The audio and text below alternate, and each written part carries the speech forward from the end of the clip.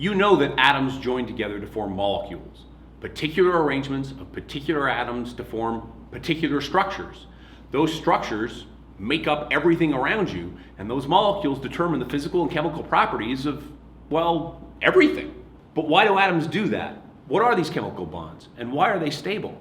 Are there different kinds? And if there are, how do you know which is which? Why does stuff even exist? Before you can understand anything in chemistry, or why molecules have the properties they do, you need to understand the nature of chemical bonding.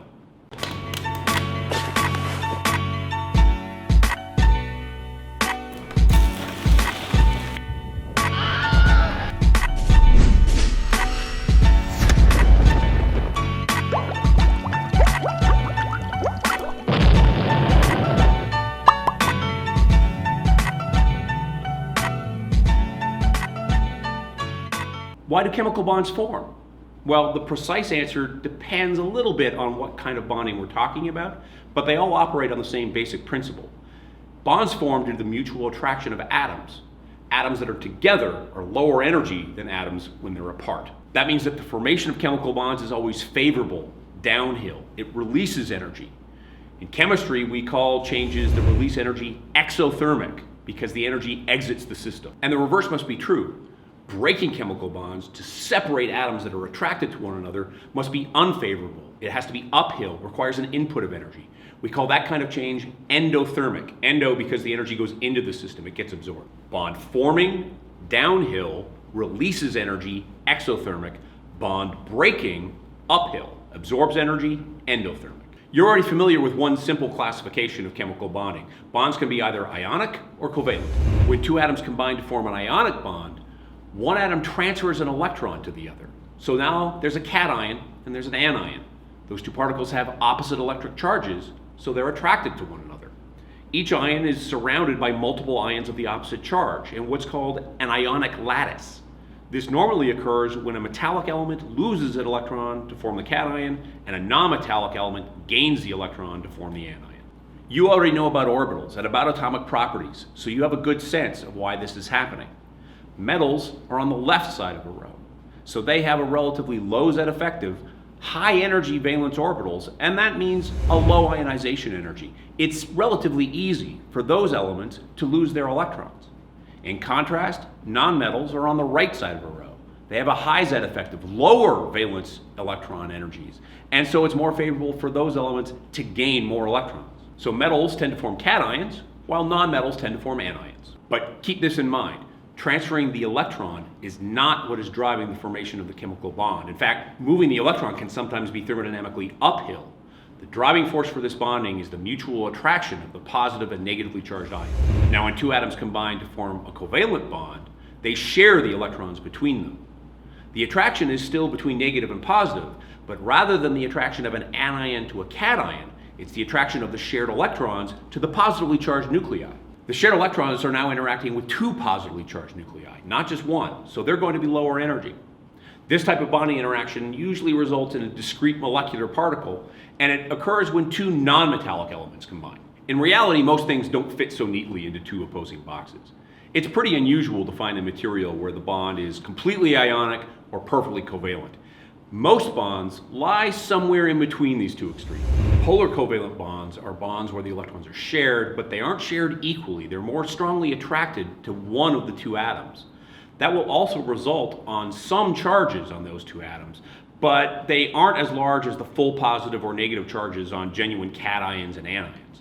This is a form of bonding intermediate between ionic and covalent, and it has benefits of both. Attraction of negative electrons to multiple positive nuclei, like a covalent bond, but also attraction of the opposite partial charges on either atom, which we represent with the lowercase Greek letter delta. This form of bonding is commonly found in compounds of nonmetallic elements, but now the elements must be different. Now let's practice classifying these three types of bonds. You might find a periodic table to be helpful. Which type of bond do you expect to find in the following three compounds? Silicon tetrachloride, difluorine, and sodium oxide.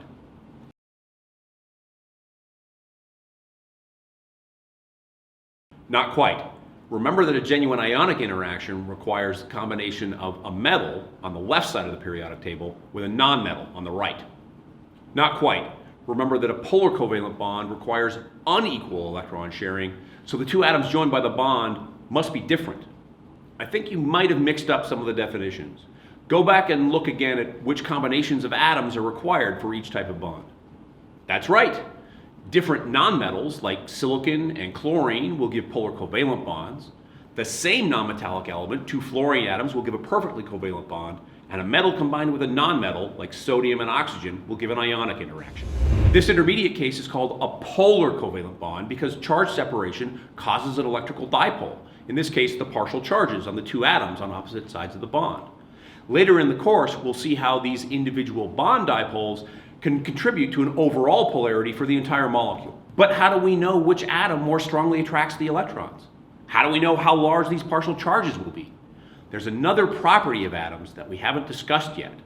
That property is called electronegativity. It's kind of a big deal because electronegativity, more than any other atomic property, helps us understand how these atoms influence the properties and the behavior of the molecules they're in. Electronegativity is defined as the ability of an atom to attract shared electrons in a bond. We often designate electronegativity with the lowercase Greek letter chi. We can place each element on the periodic table on a numerical scale. The higher its electronegativity value, the more strongly it will attract electrons. So you compare the two electronegativity values for the two atoms in a bond. The electrons move more closely toward the higher value atom, so it becomes partially negative. That means the electrons move away from the lower value atom, and it becomes partially positive. You can easily look up these electronegativity values. They're in your textbook, on most periodic tables, they're on Wikipedia, and even Siri knows what they are. Hey Siri, what's the electronegativity of sulfur? The electronegativity of sulfur is 2.58. But really, you don't care about precise values for electronegativity. You just need to have a sense about which atom has the larger electronegativity. And there's a very simple trend. In fact, it's one we've already seen. As you move across a row, atoms get smaller and ionization energy increases because effective nuclear charge is increasing and the orbital energies drop. So it makes sense that as you move across the row, electrons are held more tightly and they'll be attracted more strongly. Electronegativity increases across the row. Down a column, atoms get larger and ionization energy decreases because the principal quantum number n is increasing and the orbital energies rise. So it makes sense that as you move down the column, electrons are held less tightly and they'll be attracted less strongly. Electronegativity decreases down a column. So as we move up and to the right across the periodic table, atoms get smaller, the ionization energy increases, and electronegativity values get higher. The most electronegative element is fluorine, with a value of about 4. One important exception to this trend is hydrogen. Despite its position on the periodic table, hydrogen has an electronegativity of about 2.2, which makes it close to carbon with a value of 2.5. For the purposes of electronegativity, imagine that hydrogen sits between boron and carbon on the periodic table. Now, let's see if this makes sense to you. Which atom has the highest electronegativity? Silicon, sulfur, tin, or tellurium?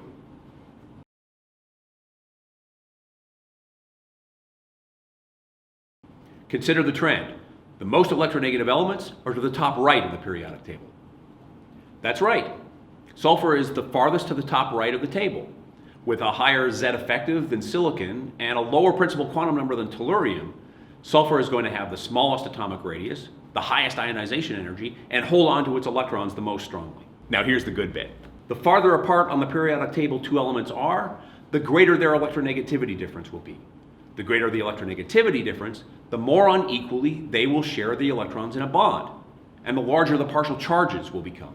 This difference in electronegativity actually leads to a continuum of bond polarities, which you can see on this graph and in this table.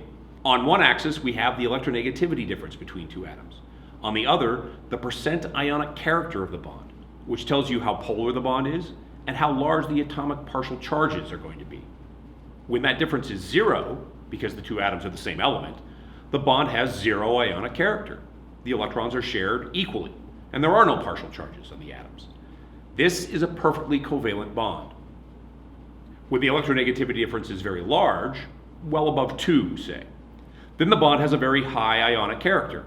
The electrons are almost completely or wholly transferred from one atom to the other, creating full or nearly full positive and negative charges. This is an ionic bond. In between, when the electronegativity difference is intermediate, the bond is polar covalent. Depending on how great the electronegativity difference, the ionic character might be quite small or quite large. The inequality of electron sharing can be low or very significant, and the magnitude of the resulting partial charges can be rather small or quite big. So, as the electronegativity difference between the two atoms increases, the bond polarity increases, the percent ionic character increases, the partial charges on those two atoms increases, and the nature of the bond moves through a continuum from perfectly covalent through increasingly polar covalent to ionic. So let's see if you can relate these ideas. You're probably going to need a periodic table for this question. Electronegativity relates unequal sharing of electrons to partial charge separation in polar covalent bonds. So, which bond places the largest delta positive charge on a phosphorus atom? A phosphorus hydrogen bond, a phosphorus fluorine bond, a phosphorus chlorine bond, a phosphorus bromine bond, a phosphorus aluminum bond.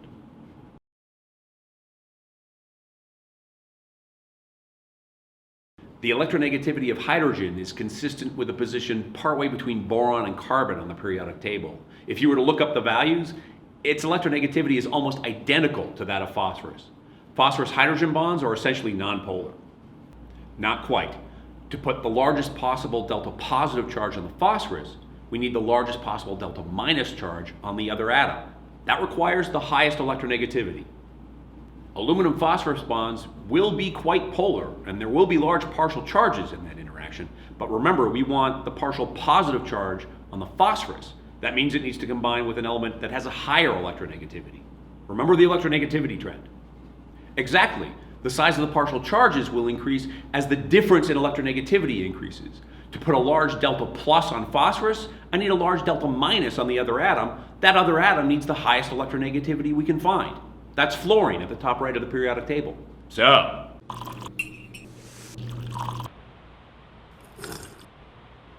today we saw that chemical bonds form because atoms that are in chemical bonds are lower energy than atoms that aren't. Whether electrons are transferred to create an ionic interaction between particles of opposite charge, or whether the electrons are shared to create a covalent interaction where the electrons are attracted to multiple positive nuclei, chemical bond formation is always a downhill process.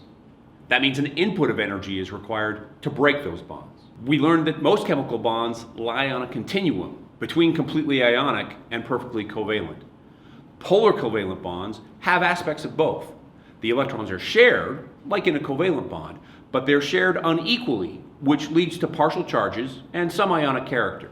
Finally, we learned about electronegativity, a property that describes the ability of an atom to attract electrons to itself in a shared bond. The more electronegative elements will be the farther to the top right of the periodic table. The greater the electronegativity difference between two atoms, the more unequal the electron sharing, and the higher the bond polarity and partial charges on the atoms.